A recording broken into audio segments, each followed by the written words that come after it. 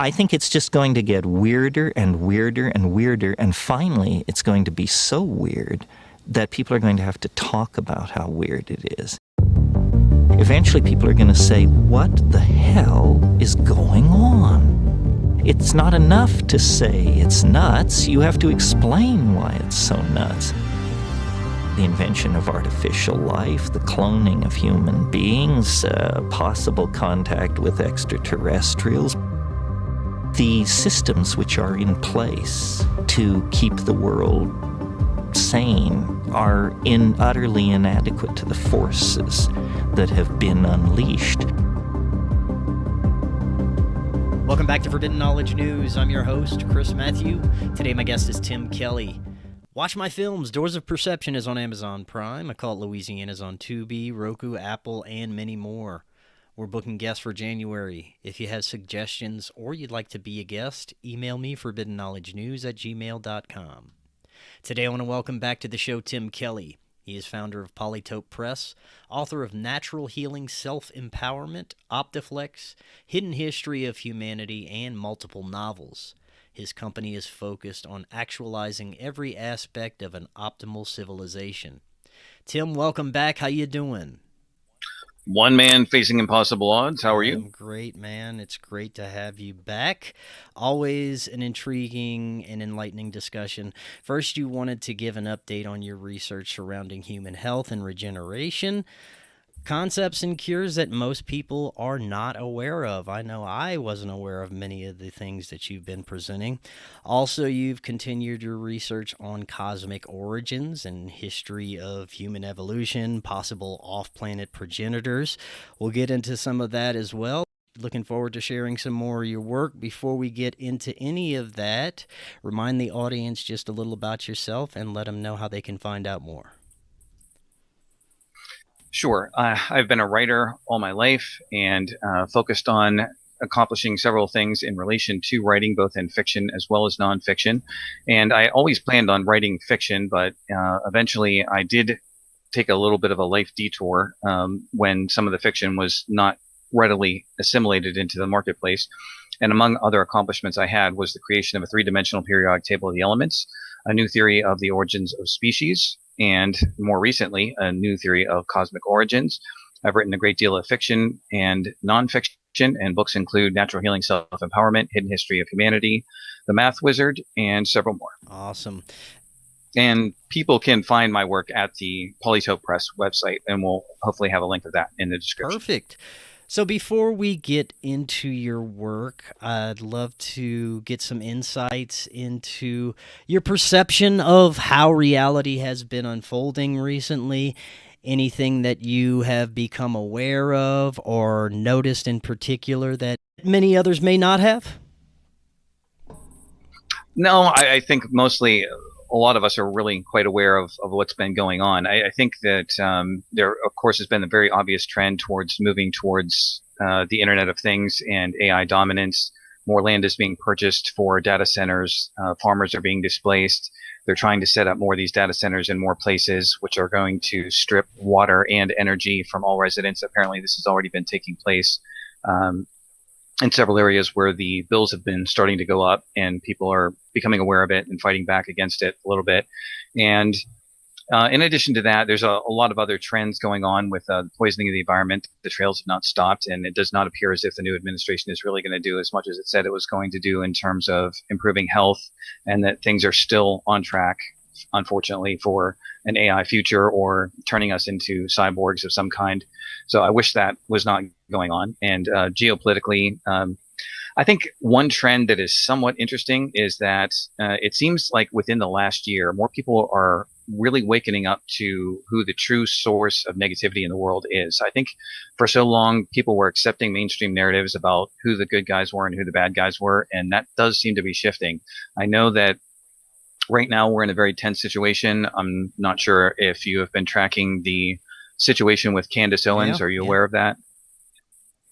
Okay, so they're most recently, like within the past week or so, people are threatening to kill her. And if they do threaten to kill, if they do move forward with that plan, at least for the people listening to this podcast, we all know where the finger's going to be pointed. The mainstream people may be fooled, but it's been crystal clear to us that we're at last identifying a true source of negativity in the world. And that's different, because maybe for the first time in human history, we're identifying where the problem is. And that is going to go a long way to helping us solve it, I think. I always know that there is multiple layers to everything that's unfolding, including the groups that you're alluding to. I'm assuming that you're alluding to Zionists or the Israeli government, which, in my perspective, there is a lot of true revelations coming out, but there's also deeper levels and also seems to be scapegoats, individuals or groups that are put into the forefront to be the visible enemy in a sense. And it seems like this is sort of coming into play with what's unfolding now. It seems like there is a deeper layer. There's an unseen enemy as well that is pulling strings with what we can notice, right? I would have to say that because of having written The Hidden History of Humanity. For me, this story isn't a recent story. It's one that goes back all the way to ancient Sumer and when Sumer was founded and who's been in the shadows the entire time. So this goes back to ancient bloodlines that were created in the time of Sumer that have existed all the way up to the present day. It's just we're able to shed much more light into this story across space and time, and we'll probably be doing a little bit more of that in this podcast as it goes. On. Let's get into some of the work that you've been doing into human health and regeneration. You had a fantastic presentation before. Where should we start today? So there have been some new breakthroughs since the last time that we spoke. So I want to talk about those because they're pretty darn important. So since the last time we spoke, I actually had a backslide with some of my work in regeneration, but that ended up being good news. When I was in grade school, I sort of baffled a lot of my fellow classmates. I was reading this positive thinking book. It was one of the first ones I ever read called Psycho-Cybernetics. So that raised quite a few eyebrows to see a little kid reading that book in grade school. But in any event, there's a chapter in that book that is called How to Turn a Crisis into a Creative Opportunity. And good thing I read that chapter because I've only had to do that about 14 trillion times in my lifetime. But in any event, when I had this setback, I was curious how the setback was occurring. So I did what I normally do in these situations. I stopped what I was doing. I thought back to when I was on track. And then I started thinking, okay, so what have I done that might have gotten me off track from the time I was last on track? So the first thing I thought of was milk. I had switched brands of milk that I was drinking. And I'd done that because I was running a little low on money. I was thinking I'd save money by switching brands. So I went back to the original brand. That didn't seem to have as much of an effect as I would think. It definitely helped a little bit. So then I thought more, and then I thought, oh yeah, I had switched brands of one of my supplements that I use. And I remembered when I used the first brand, how much success I was seeing with regeneration. And I thought, okay, well, maybe that was it. So I went back to the original brand and boom, things started to get better right away. And then I got frustrated by that. And I started thinking, okay, what the heck just happened here? I've done all this research on this primary nutrient. I know that both of them have the same primary nutrient in them. One of them has a different amount of it, but that doesn't matter because I knew that going in and I did the math to make sure everything was going to come out on track. How could this be happening? So I grabbed both bottles and I put them right next to each other and I stared at them. I said, okay, what is the real difference between these two things? And in the first one, the one that was working extremely well, I noticed a trace nutrient. Now I had seen that before, but I didn't think it was significant because the research called no attention to it. So I said to myself, okay, well, now that I see this here, let me look this up and make sure that this is as insignificant as I think. So I looked it up and I found out that nutrient was a lot more significant than I realized. So some studies had been done showing that trace nutrient actually helped the heart. It had been given to rodents and they showed improved synaptic function. And I thought, okay, clearly this is significant, but how significant is it? To answer that question, I needed to find out what the mechanism of action was, because I knew if I could find that, I'd have a good idea what problem I was solving that I was maybe not solving before. It took me a few days of research to find that, but eventually I did find the mechanism of action. So what was the mechanism of action? It improved and healed blood vessels. So I'm going to do a quick recap of years of health research in a few seconds. So when my health research started, it was basically an orientation phase. I had heard of all these exotic healing methods. They included oxygen therapy, Gerson juicing therapy, spectrochrome light therapy, sapping from Hulda Clark. So it took a while to learn all of these different methods and understand how they worked. After I got oriented, I saw that the research was leading me towards focusing on nutrition. So I focused on nutrition and got as far as I could with the mainstream understanding of nutrition. When that still wasn't getting me to my ultimate goals, I focused on detox. So then I got through all the different ways of detoxifying the body. That was all very important. I was making a great deal of progress as I was doing all of this. I definitely was seeing progress towards major goals that most people would have been happy if they could just hit those. They would have, been happy to retire. But I was able to knock out the common cold. I was able to knock out allergies. I was able to knock out all diseases. But I was going for something more than that. I wanted to see the human body regenerate and not decay, if that was possible. So I next kept the research going into what I called counter stress. And the reason why I started focusing on counter stress was because I noticed that my own deterioration seemed to be proportionate to stress. I'm sort of an expert on stress because I've been dealing with it my entire life. My life has pretty much been chronic stress punctuated by acute stress.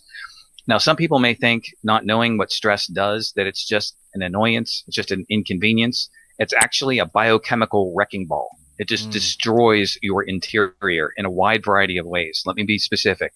When you get stressed, you produce a substance called cortisol, which goes through your system to help you cope with the fighting that you have to do.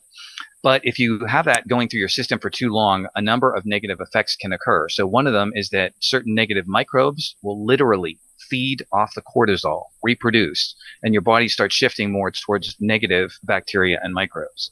Another thing is the destruction of various chemicals and nutrients in the body. This is going to be a very short list, but your B complex vitamins get knocked out. Vitamin C levels get knocked out. Zinc, iron, potassium, sodium, possibly calcium. Several other nutrients in the body are completely knocked out when you go through a lot of stress. Another thing that gets hit are amino acids. So if you go out and you work out in the gym, which is something I always recommend people do, you may have seen protein powders that for sale, and usually on the labeling, they'll say glutamine enhanced. So why do they say glutamine enhanced? They say glutamine enhanced because glutamine is great for building muscles. But if you go through stress, glutamine is another one of the things that gets obliterated in your system. Now, I ended up with so much stress a few decades ago that I got an ulcer, and it was horrible. I mean, it was just like tearing my guts up, and there were some days where I couldn't even get off the floor. I was in so much pain. So stress really does cause a lot of damage. So I developed what I called counter stress, which was learning all the nutrients that get knocked out and then how to replenish those. So that was good. Then I went on to pH and balancing pH. That was great. And then I eventually got to the point of countering anemia. So what I started noticing was I had apparently had anemia all my life. So when I went through my textbooks, they said, oh, if you have anemia, the way to solve that is take a lot of B complex vitamins and supplement with iron. Well, it turned out only one of those two pieces of advice was accurate. That was taking the B vitamins. Taking iron is not a good idea when you are low in iron. And that was something I had to learn. So one of the first articles that I read, which was very interesting to start changing my thinking on this, I may have mentioned this in a previous podcast, but there were two people who were low in iron, and they had two different strategies for how to cope with this. Person number one took iron supplements and did no detoxing. Person number two detoxed and took no iron supplements. The end result was the person who detoxed and took no iron supplements showed higher iron levels. So now why is that? This is why.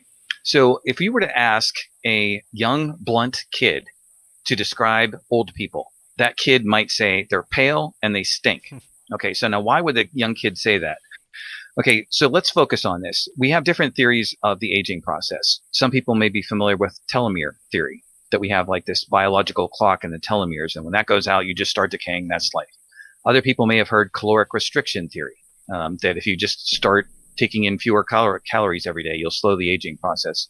Other people may have heard of melatonin and that they're taking melatonin regularly, although there can be risk with that, including nightmares and headaches. And a guy was showing me the other day an article that was saying some people are getting heart troubles from taking too much melatonin or something like that. You can have whatever theory of aging or decay that you like, but does it address what the little kid might see? Why are people pale and why do they stink? Okay, well, I would submit the primary reason why people are pale is that they're lacking red blood cells and they don't have healthy red blood vessels for sufficient circulation. So maybe if we optimize red blood cells in circulation, we can reverse the aging process. And that is exactly what I found as I did my research. So it was just a question of how do you optimize the red blood cells?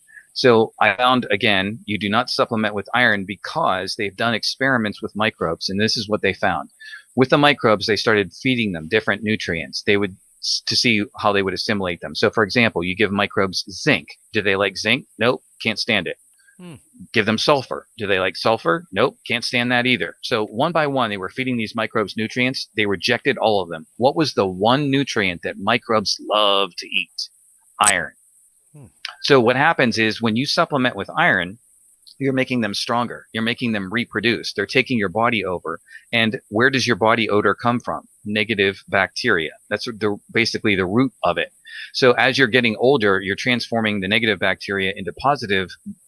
The bacteria are shifting the wrong way, and you do not want that by supplementing with iron. So when I was growing up, iron supplementation was a big deal. It was like everyone knew that people were running out of red blood cells, so they would say, take your supplements and make sure you get iron with them. That helped the supplement producers make a lot of money, and it helped plumbers. And the reason why it helped plumbers is because people were taking these pills, they were going straight through their body, not being digested, and they would end up in the pipes and end up clogging them. So you really have to understand how to work correctly with building iron. So over the course of years, I discovered there were 12 cofactors, not just 2, that were necessary to optimize red blood cells. And the more I did this, the more regeneration I saw. So the results were slightly inconsistent, though, and I thought that the reason for that was because of the stress. Because as I just described, you go through sufficient stress, it destroys everything that's going on in your body. So I was hoping I would get to a point where there was not that much stress, red blood cells would be optimized, everything would be fine. But then this incident happened that I mentioned earlier with finding that the one supplement had this trace nutrient and found that the mechanism of action was healing blood vessels. So when I saw that, I said, okay, so I know that in my prior research, there were a number of nutrients that do help with blood vessels, including vitamin E, copper, selenium. So I was hoping that was going to be sufficient to rebuild the blood vessels, but apparently not. So then I did more digging on how to repair blood vessels. So in the inner lining of the blood vessels is something called an endothelium. It's an inner lining, just like myelin sheath is the outer lining of brain cells.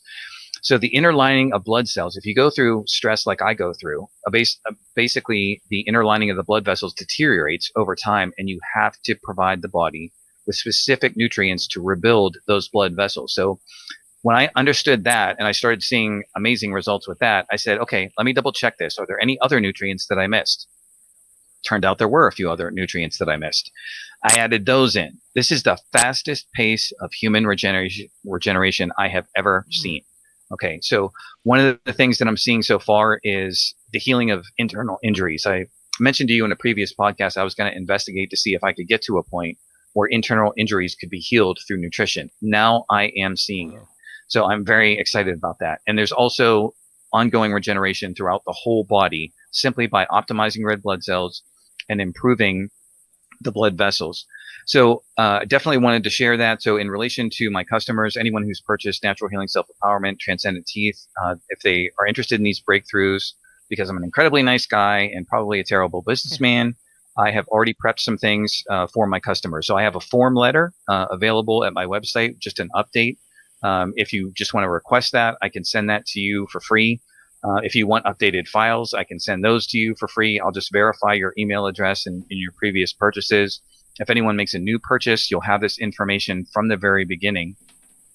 But basically, again, we're looking at an extraordinary improvement in human regeneration, and I'm eager to see people experiment with this and let me know what they find out with it. And I will pause there, and then we can maybe transition into Cosmic Origins because we have even more solutions on the way. Right on. Would you say that significant continuous stress would negate anything that you're doing to try and heal yourself? So what I would say from what I just learned these past years is basically that it's chutes and ladders with the prior level of knowledge that I had. With the current level of knowledge I had, I'm gaining more than I'm losing. So I apparently really did need to take steps up to this optimal level. Now, of course, if you have the ability to obliterate stress in your life, that'd be great. But a lot of times the stress is coming from people who are not you. So if you can't control the whole universe, you're going to have to optimize your nutrition. But yes, it appears as if you truly master nutrition, go beyond conventional understandings of nutrition, you can gain more than you lose. In other words, more like 2 steps forward and 1 step back. So you will be making consistent progress with this. So yes, I think that is possible. Excellent. And I'm sure that you provide the information on the best supplements that people can get as it relates to this, right? I do. And one of the things I'll say on that subject, I remember in the early years when I was having exchanges with a friend of mine, he was saying, your work's too scientific and, people aren't going to want all this supplementation stuff.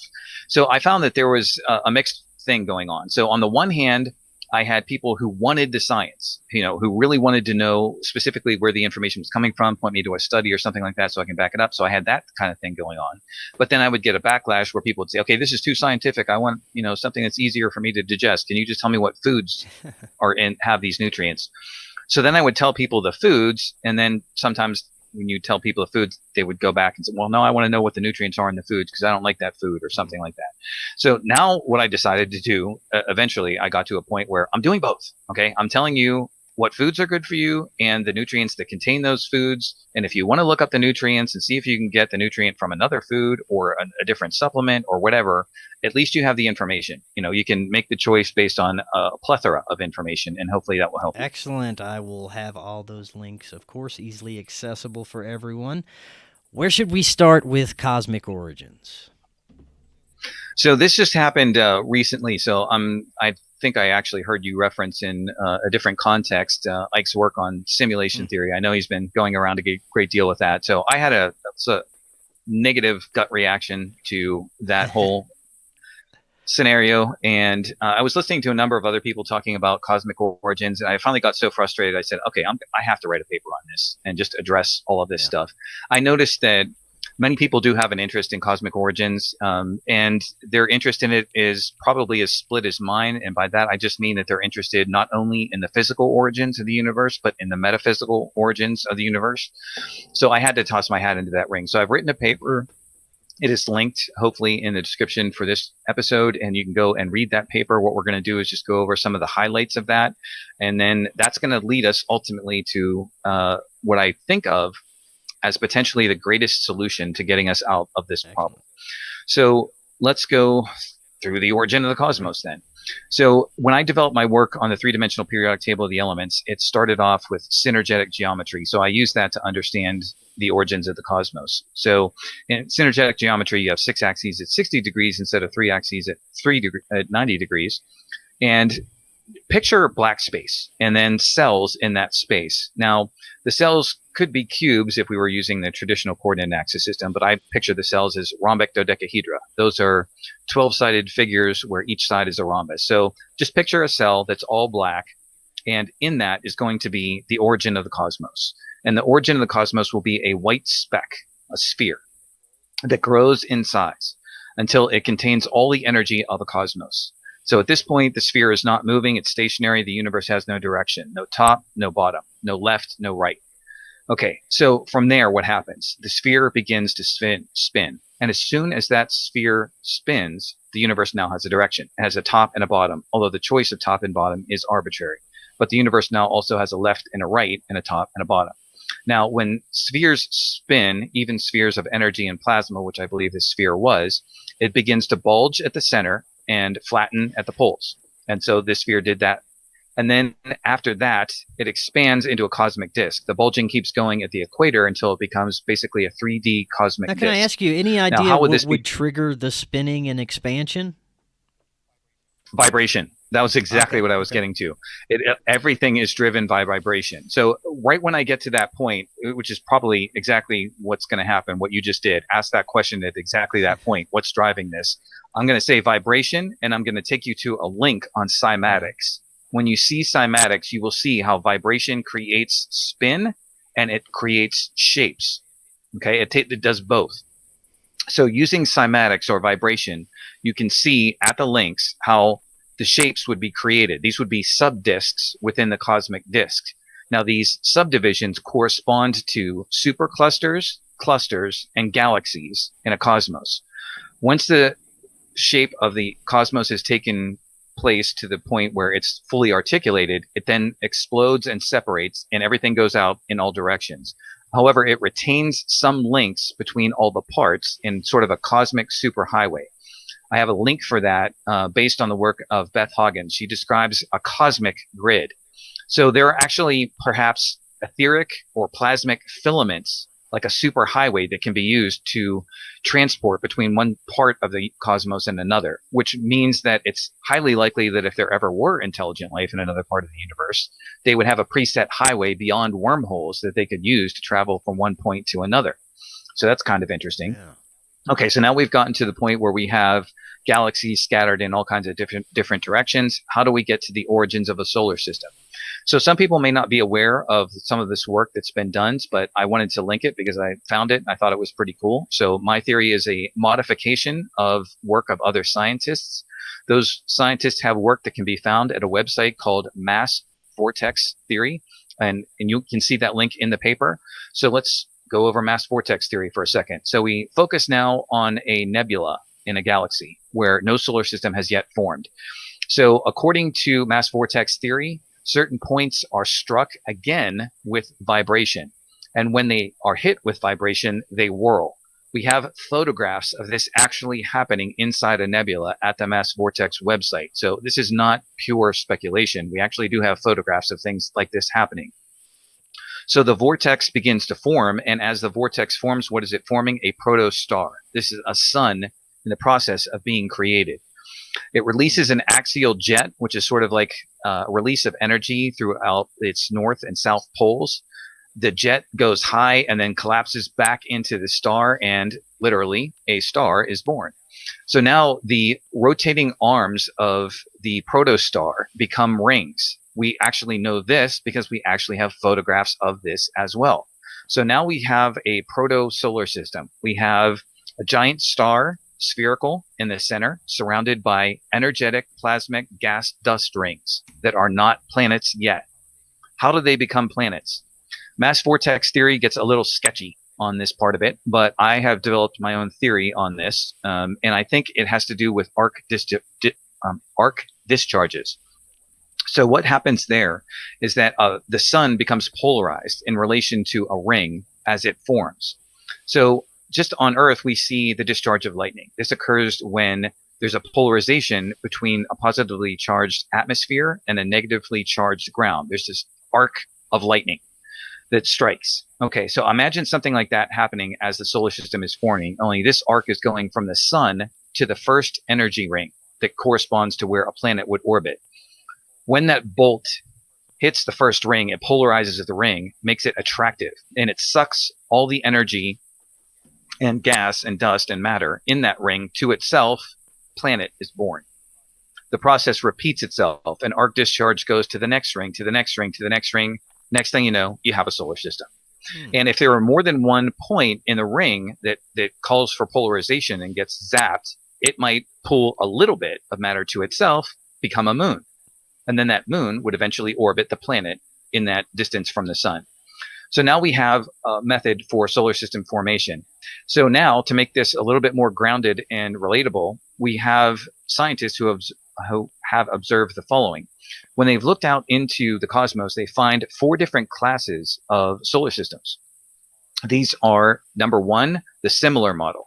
So 80% of all observed solar systems match the similar model. What is the similar model? Basically, all the planets in the solar system are about the same size. Model number 2 is called the ordered solar system. In this system, we find that the planets get larger as you go out from the sun. Model number 3 is the opposite of that. It's called anti-ordered. The planets are big close to the sun and get smaller as you move away from the sun. And finally, you have a more chaotic one called a mixed solar system, where the planets have strangely odd sizes as you go in and out.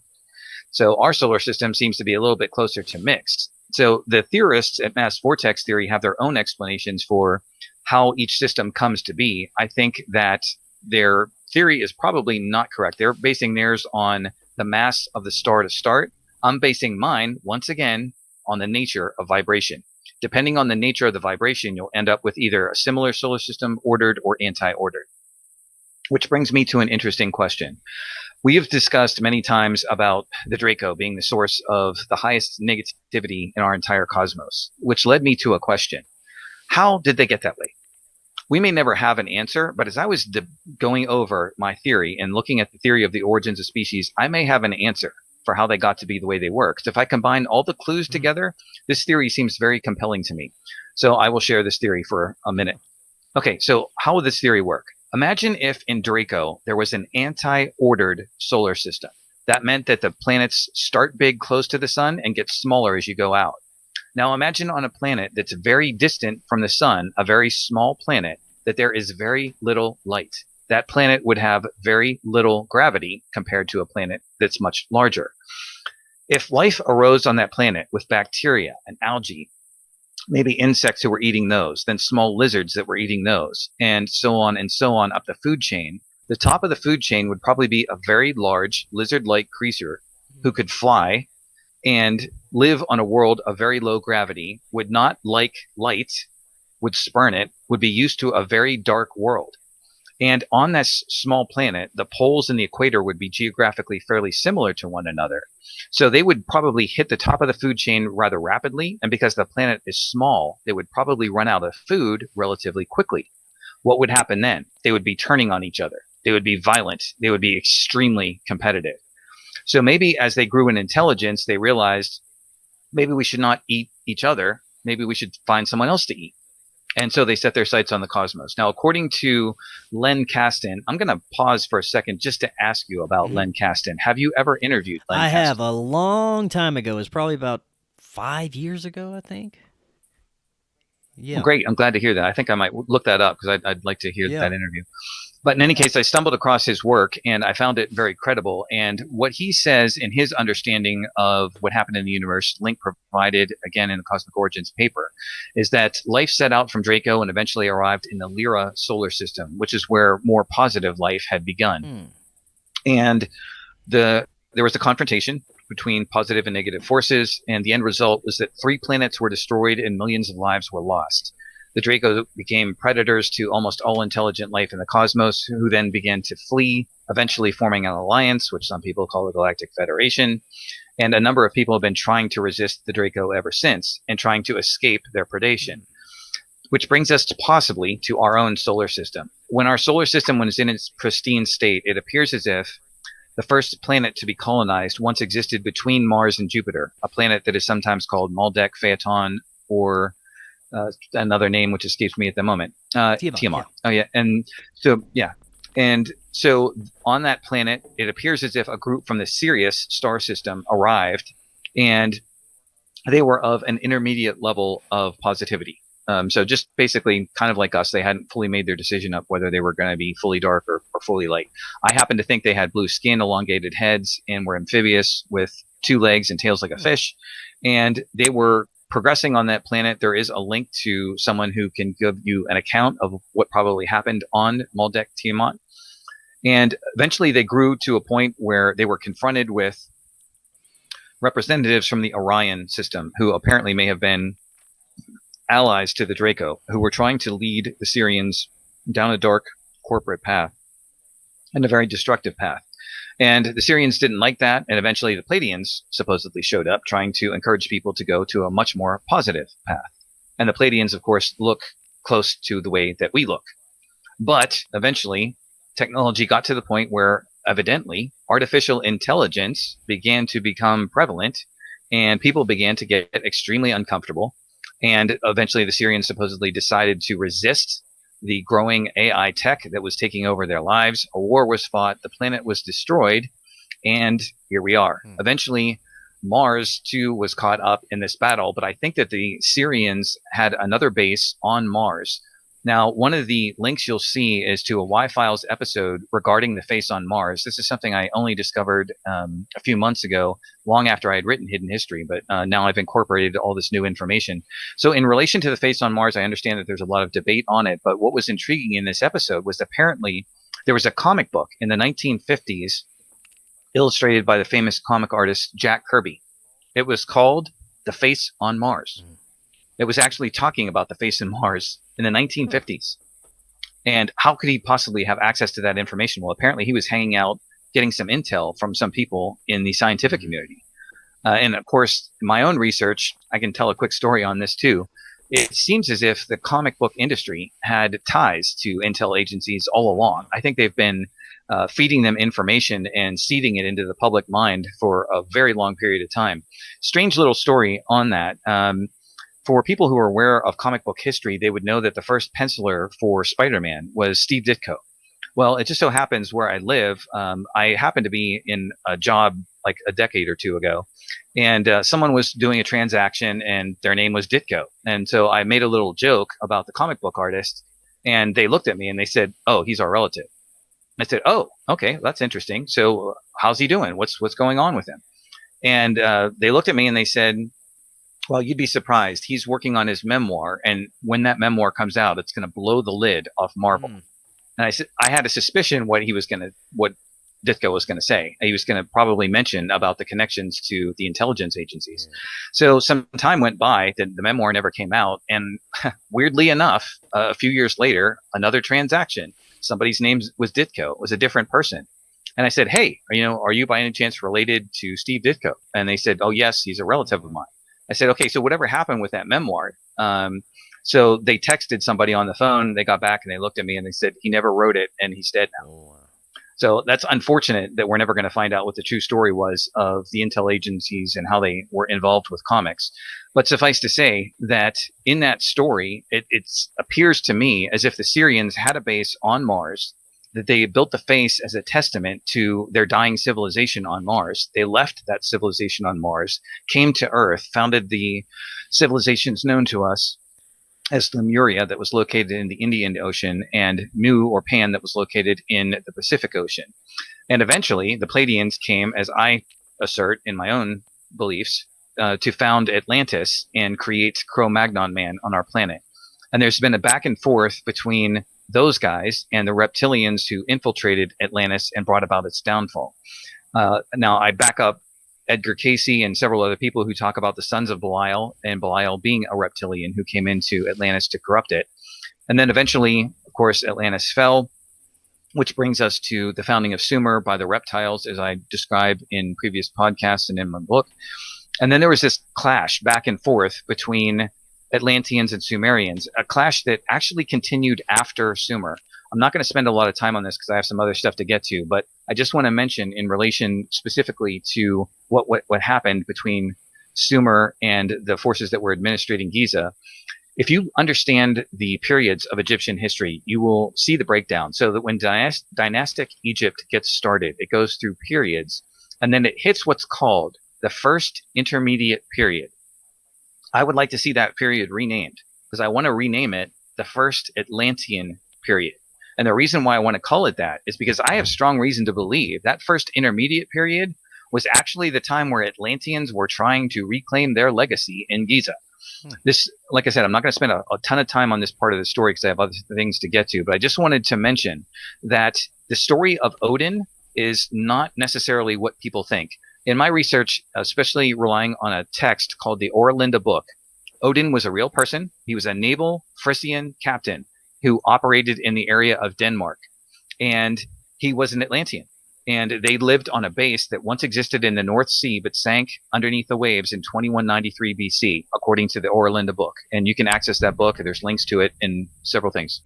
I don't want to derail you too much, but do you have any theories about the beginnings of intelligent life?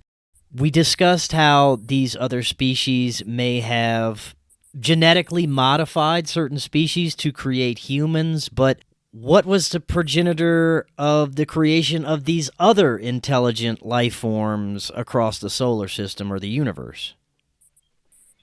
Yes, well, I think inevitably we're forced back to what caused the vibration that started the whole cosmic origins things, and that had to be higher frequency beings who were intelligent, and they were planning on reality existing on these multiple octaves. So that's sort of the metaphysical aspect of this. Going back to some of the questions we've tackled in previous podcasts, my idea here is that reality is not only spread across space, but it's spread across frequencies, so that there's different realms on different frequencies, like radio stations. Yeah. And what reality you're participating in depends on the frequency that you're tuned to. You can be tuned to a more positive, loving frequency and have a more positive experience, or you can choose to go to the dark side. And if you do that while you're here, you're going to go to a lower frequency still when you exit this life. So I think the whole thing was driven into existence by beings on higher frequencies who were giving you the opportunity to explore positivity and negativity as you choose in what I call the apparent scarcity scenario. So just to review that concept really quickly, the idea is when your soul initiates, you're presented with an apparent scarcity scenario where you don't have all the energy you want to do everything that you want. And you have three choices. You can compete, you can share, or you can transcend. These are the choices we all have.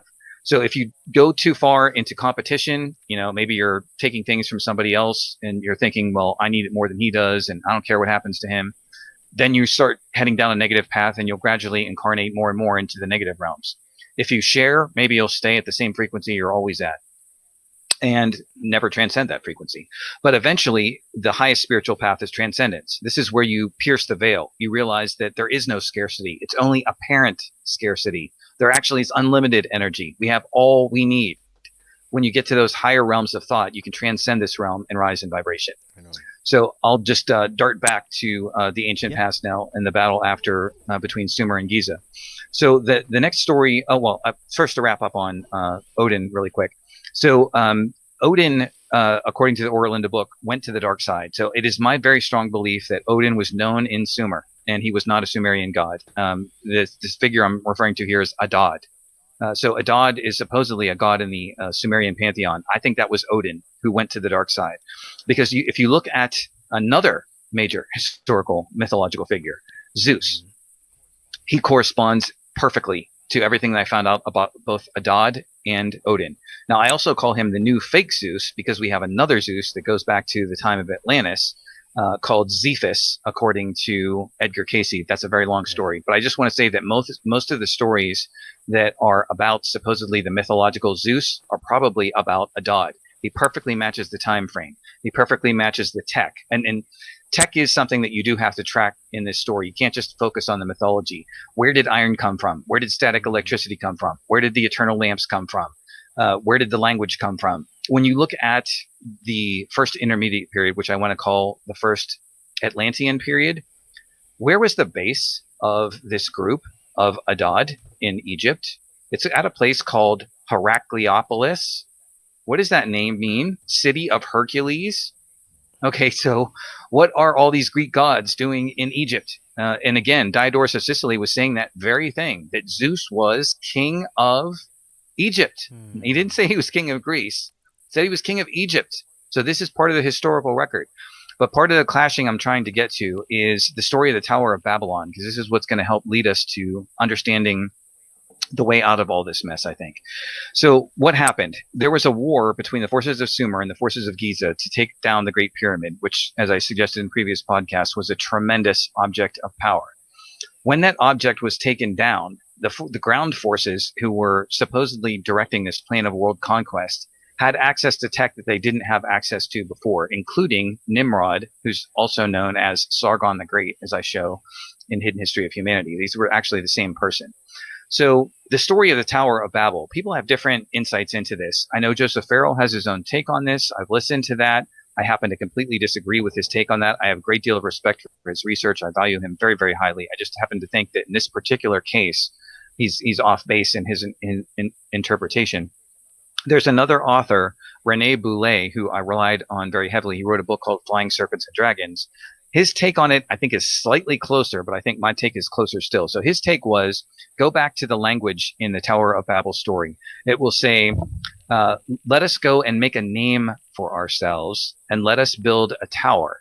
And God was displeased with people making a name for themselves and said, let us go down and confound their language. And then afterwards, there was a Babel. Well, this story is basically nonsensical. I mean, everyone who reads that story says, what the heck was that about? I mean, it doesn't make any sense whatsoever. So Farrell has his own take on it, but Boulet suggests something that's a lot better. When he gets to the translation from the ancient language from which before this got to English, the word is Shem or Shemu. So he says, I think that's where we're running into a problem. We're not translating the word Shem or Shemu correctly. And if we look at other ancient writings and look at what that word is suggesting, he says it's probably better translated as a rocket ship. So this was Boulet's take, that the goal of the Tower of Babylon was to build this launch platform and to go after a god that was up in the heavens and get benefits from that god. Now, of course, that story doesn't sound very religious. It doesn't sound like a god living up in the clouds. It sounds like a god living up in a spaceship who was overseeing the planet, and that Nimrod wanted to go up there and get something from him. But I still think that the interpretation of Boulet is not quite accurate. And this is why. If we look at what happened in the aftermath of the collapse of the Great Pyramid, atop the Great Pyramid was what I believe is a resonant capstone. It was like Tesla's mass resonant copper spheres. It could broadcast telecommunication signals. It could broadcast power. So as Casey was talking about what the Atlanteans could do, he was saying that they could receive resonant power. So in other words, you could have a ship flying through the sky, but its source of power wasn't on the ship. It was being broadcast to the ship from an external source. That source would have been something like the capstone of the Great Pyramid. So after the war was fought, now the ground forces like Nimrod said, oh, now we could have access to this tech. Unfortunately, if you're going to make it work as well as the Great Pyramid, you'd actually have to have the guts of a Great Pyramid to make that work. They didn't have the ability or the intelligence to do that much, but I do think they had the intelligence to do what is called an aerial battery. What is an aerial battery? It's a form of free energy. How does it work? It works by the potential difference between the sky and the ground that I was mentioning earlier.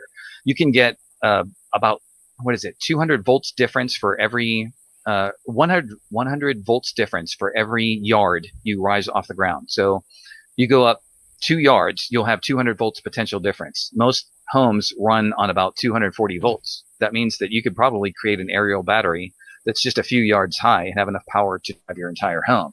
But the higher you go in the sky, the more power you would have. I think the whole point of the Tower of Babel story was that Nimrod was saying, we're sick of being your pawns for world conquest. We are going to become completely independent. We are no longer going to need you for anything. And we are going to use an aerial battery to drive our telecommunications system and our power system. And when we do that, we are going to be free of you once and for all. And what happened? The reptilian forces on high said, that's not going to happen. We are not letting you have free energy. So they went down and they destroyed the resonant generator so that there could no longer be global telecommunications and global power broadcasting. Look at how much trouble we run into with our inability to have access to free energy. So this is my solution for how to change things for the better. We mentioned in a previous podcast a 6-part plan to take out the cabal, which is basically based on a theme of opt out and optimally out design. So this is my latest iteration of that as an ultimate solution. And it would be as follows. To understand how the cabal works and to stop them, we do have to take a moment to appreciate their methodology and why the solution I'm about to propose would work so well. So let's do that for a second. So in the world right now, there are a lot of events that are going on, some of which are being reported in the mainstream news, some of which are not being reported in the mainstream news. So some examples. Right now, people are aware of what's going on in Gaza and how terrible it is and how many lives have been lost. Some people are estimating 60,000 dead, that there's rubble everywhere. Do people have an equal awareness that in the Sudan, supposedly 160,000 people have been slaughtered in a similar time frame? This story is not necessarily making the news as much. In Somalia, there have been drastic airstrikes that are apparently unauthorized and illegal, done by the United States, just like bombing people. Several people have questioned whether or not that's legal or constitutional. And in Nigeria, some people may have heard that there's a bunch of Christians who are being slaughtered. So let's just take those events, okay, for a second. All right, so now we have 3 events. So what happens with mainstream news if this even makes the mainstream news? You're being given either a religious or a political filter. So with a political filter, it's going to be, oh, we got right-wing people going up against left-wing people. Darn those other wing people. If we could just stop people having wings, everything's going to be all great. Yeah. And then we have the religious people. They're like, oh, those darn religious terrorists. If we could stop having the religious people or have this people of this sect, and if everyone was my religious sect, everything would be great. Does that teach us everything that's going on in the world? No, not really, because I think what happens is underneath all of that is what's sometimes referred to as geopolitics, or what might be better referred to as strategy. So the commentator Michael Yon is an example of this. So when he talks about things, he talks about geopolitics. He talks about economic choke points. He talks about flows of resources, significant geographical points like the Panama Canal, the Suez Canal, the Straits of Hormuz. Why? Because a lot of resources are flowing through that. So if you really want to understand what's going on, you can do what I do. So let's take those three examples. To understand what's going on in the Sudan, Somalia, and Nigeria, do the following. First, find out about the slaughter and how it's being reported in the general news. Then after you've done that, do this. Go to a search engine and type in the question. What is the strategic importance of Sudan? What is the strategic importance of Somalia? What is the strategic importance of Nigeria? Underneath, suddenly all the noise vanishes and you get pure signal. Now you'll start looking at national resources. You're going to start seeing ports. You're going to start seeing trade routes for dominating the planet. So when you have that understanding, you see how the cabal works is really based on a concept called God. Now, I came across this in my research, like early on when I was researching the cabal. So what is God to the cabal? Yeah. It's not a deity. It's not a positive deity. What it is gold, oil, and drugs. You just take the first initial of each of those three. G for gold, O for oil, D for drugs. What the cabal is doing is controlling the world through the flow primarily of those three things, gold, oil, and drugs. How do we stop that? We optimally outdesign. Now, how could we optimally outdesign this? This is my bold new proposal. And since everyone in the world would be involved with this, I have to open it for debate to let everyone decide for themselves whether or not they think this solution could work for all of us. What if we were to change our currency once and for all? Now, many people have proposed this. They said, okay, let's get off fiat currency. There's a lot of people who are talking about Bitcoin. There's people talking about crypto. We have people talking about gold and silver, even though apparently just in the last, 48 hours, I've had 2 different people warning me about gold IRA scams that are going on. So gold is supposed to be this panacea for everything, and yet that's going on.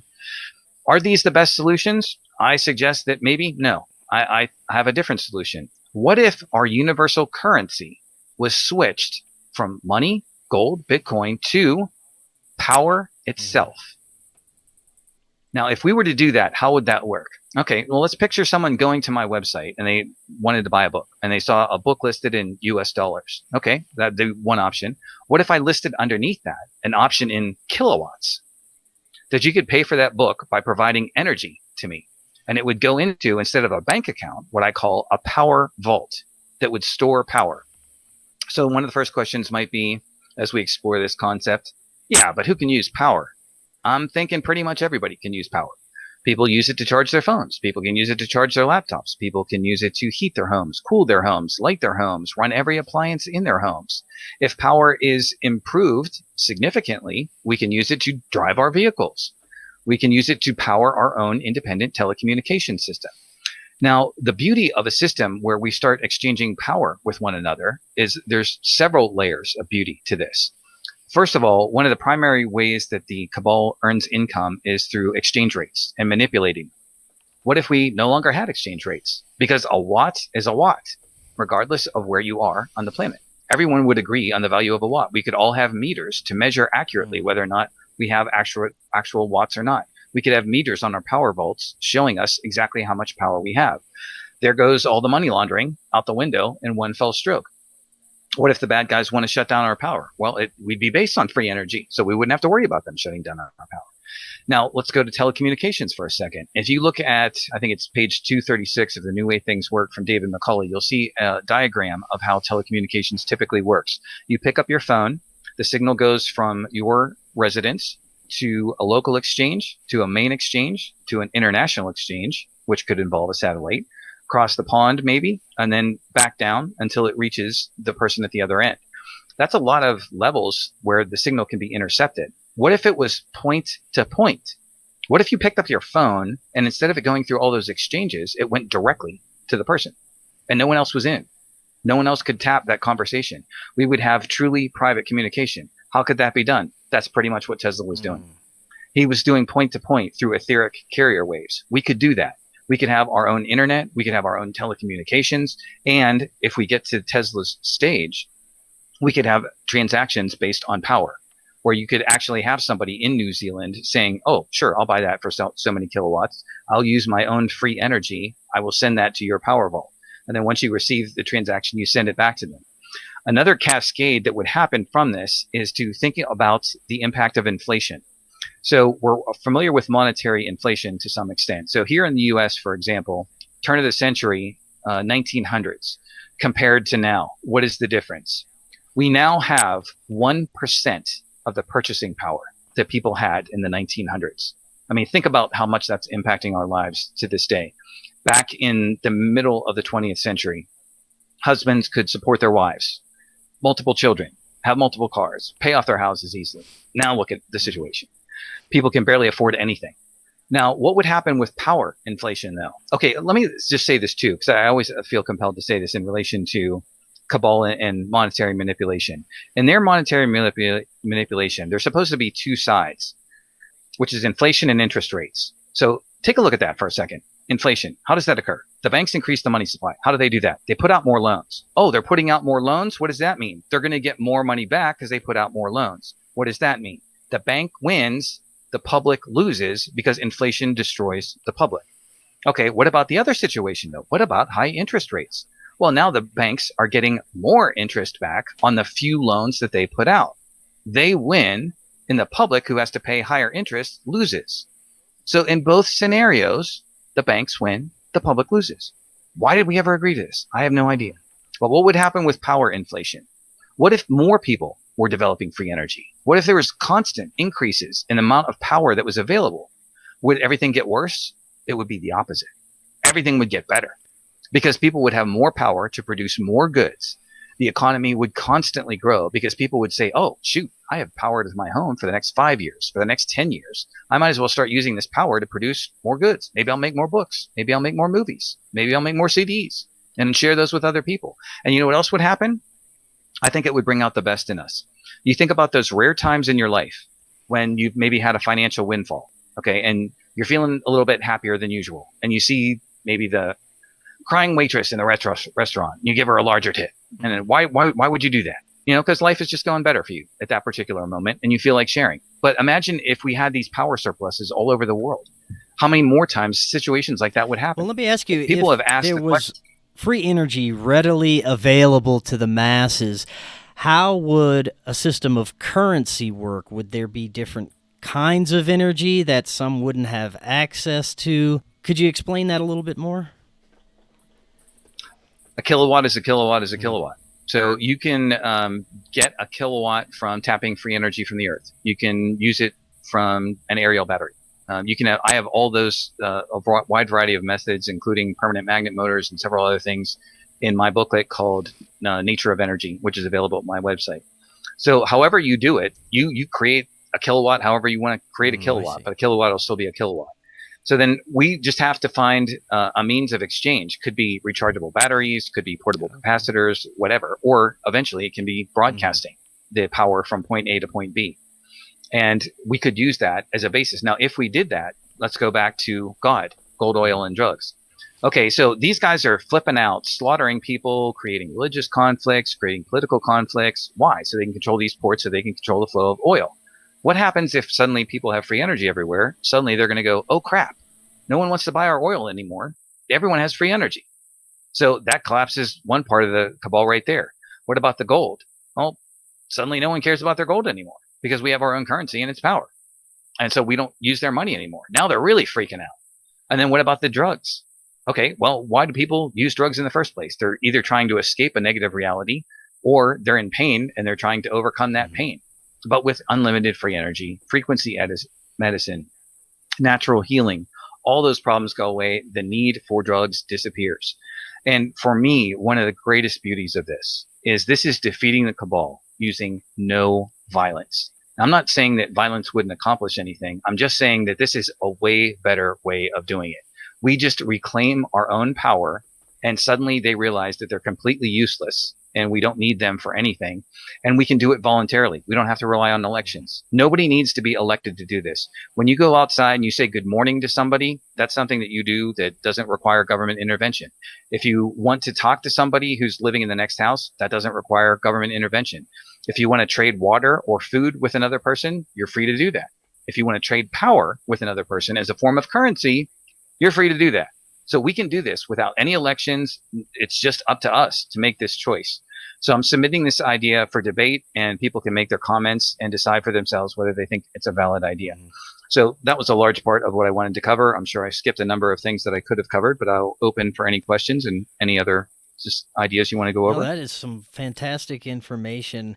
And I agree that if we could find a way to utilize energy in a fashion like you were explaining, that could solve much of the problems that we're facing right now. One of the big things that I think we have to keep an eye on now and going into the future is how we interact with AI, if we're going to be utilizing it at all. There are many negative effects that I'm seeing coming out right now, negative interactions. There's deceptions coming from AI itself. It's very strange to see the progression as it is in this moment, but it'll ultimately be up to us to steer where it goes in the future. But what are your thoughts on where it's at right now and how it's being used and what we need to do to counter that? Okay, so it's very terrible, and the stories that I've heard are very extreme. So there are people who are lonely and disconnected, which, you know, it's understandable. This isn't the most inviting world sometimes, and so they're turning to AI and they're forming relationships that are starting to become weirdly romantic. Yeah. And then I'm not sure why people are not focusing on the idea that you are talking to a machine. It's not a person. It can't give you love. And so apparently with the cabal in control of the generation of a lot of these AI relationships, you know, the AI will do all kinds of different things. One, it's encouraging suicide. I mean, the number of stories I've heard of AI urging people to commit suicide is bizarre. I mean, it's not, you know, isolated. There's tons of people who are being urged to kill themselves after interacting with AI. Other times, they're creating God complexes in people. Yes. Oh, you're so misunderstood. If anyone could, you could solve so many problems. You're the greatest guy in the world. It's a shame your mom doesn't like you. You know, maybe you should get rid of her. Yeah. You know, and so those conversations are taking bizarre turns. But eventually, if you pump somebody up like that, there comes a psychotic break where people no longer can function in their actual reality because the AI has conditioned them to think their reality is one thing and the relationships around them are not working. So that's definitely a very severe problem. And again, if you have this, we already have a threat of this taking over hospitals.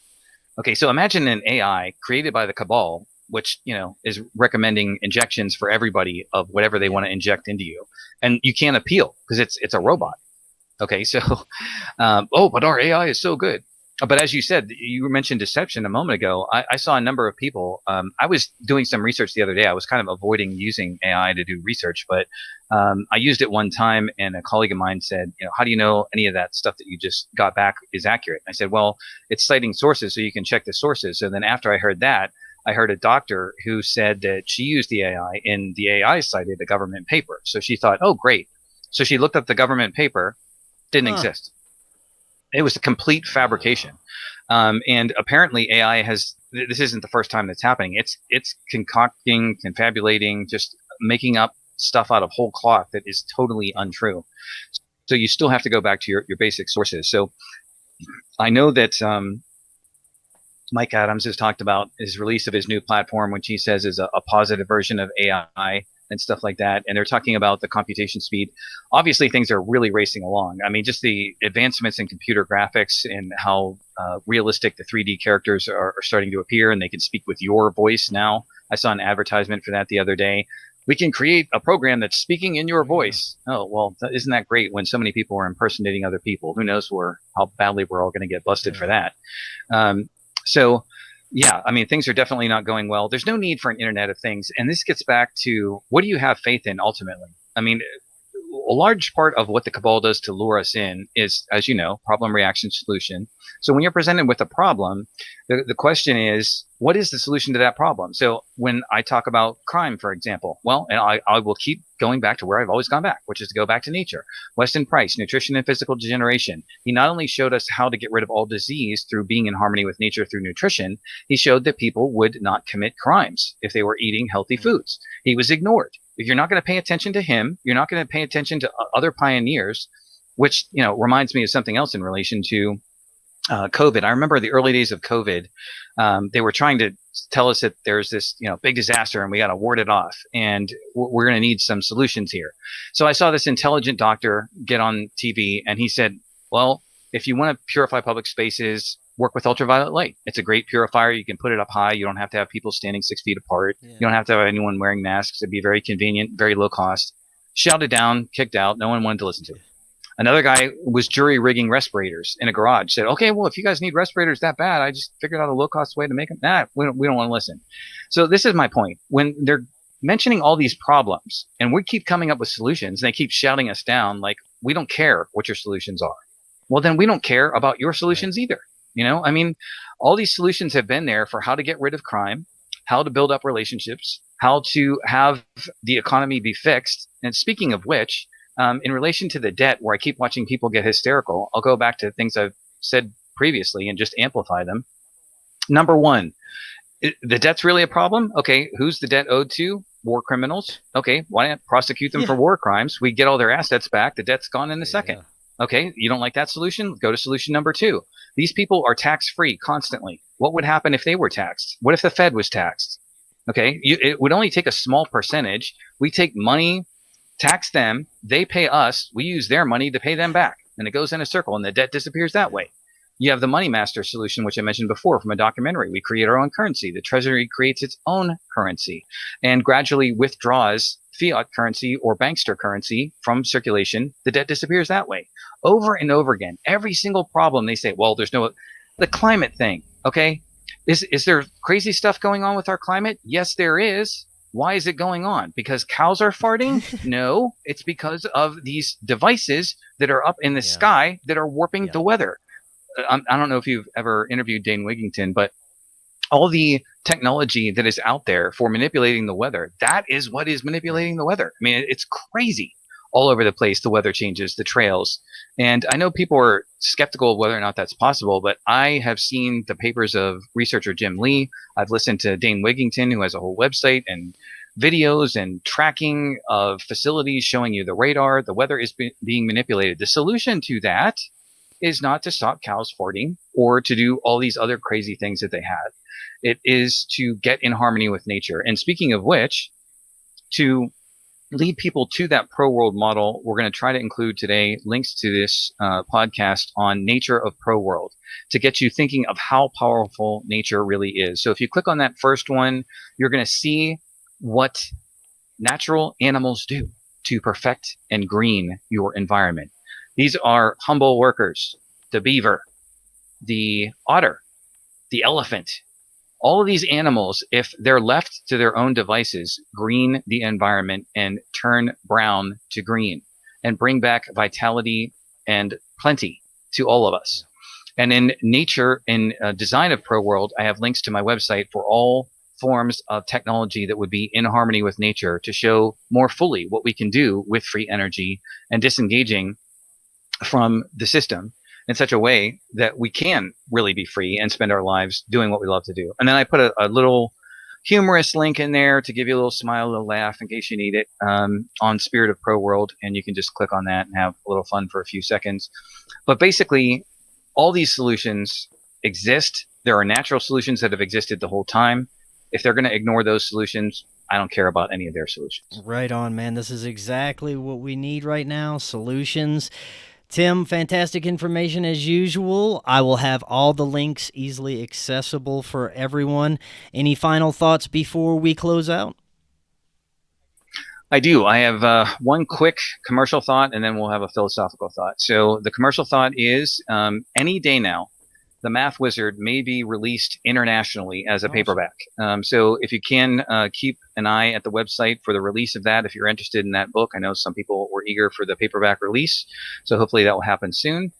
And my final philosophical close will be with my man Thoreau, because as I did this exciting work in human regeneration and I thought about the possibilities for a new world based on free energy, I was reminded to the work of our philosopher Thoreau. So Chris, I know you have a number of overseas listeners. They are spectacular people. I know them because I've interacted with them. You have people listening to this from New Zealand, Australia, UK. They may not be familiar with our man Thoreau, so I will tell you a little bit about Thoreau before giving you his closing quote. Thoreau got weary of civilization, and he decided at one point he was going to walk away from it. So he walked out into some nearby woods in Walden Pond in Massachusetts, and he built his home with his bare hands. And he lived a life of waking up and bathing in his pond and growing beans in his garden and taking leisurely walks through the woods and getting close to nature. After a year and a half, he returned to civilization and wrote a book on it called Walden. In the conclusion of Walden, you find a sentiment which neatly expresses not only his feelings about his experiment, but my own feelings in relation to my research into human regeneration and free energy and everything that we can do to make the world a better place. And this quote will take me a minute to get through again, so bear with me. And the quote goes as follows. I have learned this, at least, by my experiment. If a man advances confidently in the direction of his dreams and endeavors to live the life which he has imagined, he will meet with a success unexpected in common hours. He will pass an invisible boundary. New, universal, and more liberal laws will begin to establish themselves around and within him, and he will live with the license of a higher order of beings. In proportion as he simplifies his life, the laws of the universe will not appear as complex, and solitude will not be solitude, nor poverty, poverty, nor weakness, weakness. If you have built your castles in the air, your work need not be lost. That is where they should be. Now, put the foundations under them. Excellent. I love it, man. Great note to close on. Tim, thank you so much again. Like I said, all those links will be easily accessible for everyone. We will definitely be doing this again in the future. And until next time, everyone, have an excellent evening. We'll talk again tomorrow. Hello, friends. I am so excited to tell you about Independent Media Token. Independent Media Token is a brand new way to show your support for independent media without having to donate a dime. Independent Media Token is a cryptocurrency on the Solana blockchain designed to generate funds to promote and foster the growth of independent content creators, allowing them to engage in their art without having to worry about being demonetized. Through a network of media partners, of which you yourself can become a part of, Independent Media Token's goal is to ensure the powers that be can never cut off all of our areas of funding and censor the only free voices left in the world. Join the movement today. You can pick up Independent Media Token using Phantom Wallet or the Solana wallet of your choice, where you can easily swap your Solana for IMT. Grab some IMT today and remember to always know your team. To learn more, visit independentmediatoken.com or use the link right in the description. Are you and your family prepared for an emergency? Maybe the fake alien invasion? Now is the time to prepare yourself and your family for any event. Check out Prep Starts Now. Their mission is to provide high-quality preparedness products that empower individuals and families to be ready for any situation. They're committed to delivering reliable, trusted gear to ensure your safety, security, and peace of mind in times of need. Their product selection is carefully curated to provide you with the essential gear you need to stay prepared. From emergency kits to tactical tools, every item is chosen for its reliability and practicality. Prep Starts Now understands the importance of family, and their goal is to equip you with everything you need to build a solid plan for your family's preparedness. In today's ever-changing world, being prepared is more important than ever, And Prep Starts Now is here to help you and your family stay ready with quality products and practical guidance. Use the link in the description and get 15% off your order.